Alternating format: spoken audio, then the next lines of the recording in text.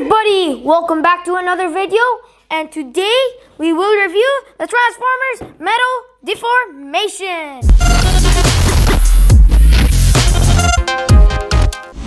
Here you have Starscream in his box. This is the Transformers Masterpiece movie knockoff with the better paint. So, without wasting time, let's just remove him. Bye-bye, box. Put it down gently, and here we have the knockoff Starscream in all his glory inside his plastic shell. Okay, so now let me just remove him. Brutally removed it. Yay! Remove him. Here we have him. With his weapons, we have his rocket launcher, bassa, and his gatling gun. Boom. Here we have him. Fully unboxed. If you didn't know, Starscream is a very important Decepticon even before the war. Okay, if you didn't know, Starscream was a scientist with his friend Jetfire. You know him. They were on an expedition, just a scientific expedition, until they crashed on prehistoric Earth in ice. Until they were found by the Decepticons and saved their lives, so they pledged their allegiance to Megatron. And there's another side to the story, the one from the Cybertron games. Okay, Starscream was a scientist, of course, like G1, with his friend Jetfire, protecting the energon bridge, which converts energon to dark energon, until Megatron infiltrated their base, destroyed every single Autobot reinforcement, took control of the dark energon, which is really rare to happen, and Starscream was very surprised. So he joined them, and Jetfire was like, "You betray the Autobot cause." And he runs away to tell Zeta Prime, who is dead, and then tells it to Optimism. Let's continue the first story. So Jetfire became leader of the Seekers, which is really great, and Starscream became a normal Seeker, until Jetfire left and betrayed the Decepticons because he saw the treachery that the Decepticon cause is doing. Okay, that means Starscream became leader of the Seekers, but he wanted more power. He had more ambitions. He wanted to betray Megatron, of course, and it failed like every single time. While in Beavers, they still have the same relationship, but they don't explore it that much. We have hints of their bad relationship, like the first movie, where Starscream saves Megatron's life, but does not take the cube. So, what Megatron tells him, "You failed me yet again, Starscream. Get them!" In like an angry tone, because he hates him. And in Revenge of the Fallen, where Megatron came back to the Fallen and saw Starscream, he just went to choke him, and he says, "You've left me to die, Starscream." Which Starscream wanted to become leader that bad he would just leave the corpse. Anyways, here we have the accessories he comes with. Just like the Masterpiece movie version. We have his rocket launcher, which is cute and very greatly painted. You got the gatling gun, which turns. You got some gold here, silver, then that plain old just plastic. We have the bassa with a transparent orange, beautiful. And you can put all of these on his hands. Ouch. It's great to me. Okay, so I do this. I push this in. So I just did. Push! Yep, just give me a second.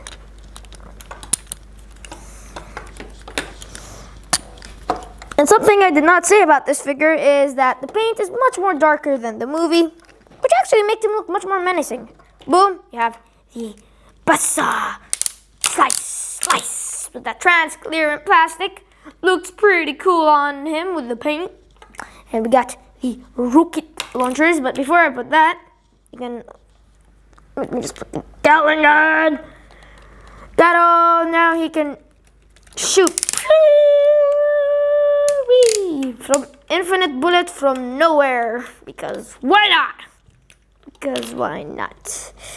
Now The same thing with the rocket launcher.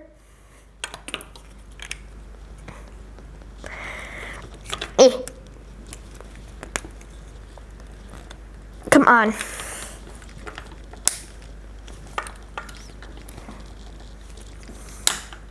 And he is about to fall. Come on. Yes. Okay, boom. You got the rocket stabby launcher thing. Pew, pew. And by the way, this actually turns, which is like the movie. He turns and shoots rockets, but you can't remove these rockets, sadly, because they're molded in. I love how this figure looks with that dark paint, which looks menacing, with the orange bassa and the green rockets. Pretty much an improvement than the MPM. And speaking of that, we are going to compare him with the masterpiece movie, Starscream. Oh no, the hand just got off. Boom, you got that. The PMP Black Mamba, the Studio Series version. Boom. And the biggest one of all, the 3A Starscream. Oh no, there is no space, but here we have, and this figure keeps on falling off. Well, here we have him in all his big glory next to the smaller. I'm going to just move him to the side so I can compare the smaller figures with each other. And here we have the PMP Starscream, which has the Studio Series mold. See, the chest plate is much more different because you got this improved one, the new and improved. The head sculpt has a bit of differences, but this has lots of cybertron tattoos. The side, you got the buzzsaw, which is always cool to have orange, but the paint does not look menacing on this. And now we come to the rocket stabby thing. Boom, you got the green rockets. While this is just full on just silver. I don't know where these rockets came from. In the back, you got the boosters, but this has built-in boosters. Fly! Yep, he has built-in boosters. And that's basically it for PMP Black Mamba. PMP Black Mamba, Starscream. And moving right along, here we have the MPM, not the PMP. Don't get mixed up. Here we have the original with the knockoff. Oh my gosh. I think he broke his leg. Okay, you got that. So, here we have the rockets. This one's hard plastic, not like soft plastic. And at least this is painted like, come on, like green rockets. Not just plain old brown, which I think is silly. To the side, you have the bassa, which is not transparent orange for some reason. Whee! And this is much more better because it has painted details, unlike this. And the gatling gun, which I did not put on him, is the exact same thing, but this one has better paint. Like, come on. And this one flops around more than this. This is hard and sturdy.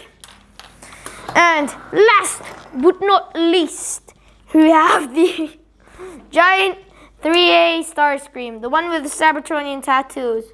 Who would win? He would win because he looks much more cooler with the paint weathered away, beautiful, with the Cybertronian tattoos. And this is probably the first figure that has this chest piece.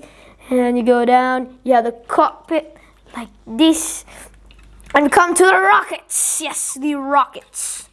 Yeah, they don't have the exact same paint, but the rockets here, the green ones, this one's much more lighter than this. I prefer the darker ones, and it's silver. And this one is not like weathered away paint and rust. And there is no. I found this. That came off. Okay, never mind. And here we have the gatling gun. He does not have the buzzsaw, sadly. We have the gatling gun for comparison. Who would win? You know who. It's already 3A because, come on, you can't beat 3A, guys. And that's basically it for comparison. After the comparison, I'm going to say which one's the best transformable figure. Of course, it's going to be the KO version because it is more stable than the original MPM version. It keeps on falling, and you get better quality, like better plastic instead of soft plastic, better paint. Overall, this is the best figure worth your money. But of course, I love the 3A version because it's the most movie accurate and the most expensive one. But the transformable figure that I will get is the KO version. Finally, we've just reached the end of the episode. Hope you enjoyed it. Make sure to like and subscribe and turn on the notification bell so you can know whenever I make a video. And I'll see you next time. Peace out. Time to betray Megatron again. Woo! Bye.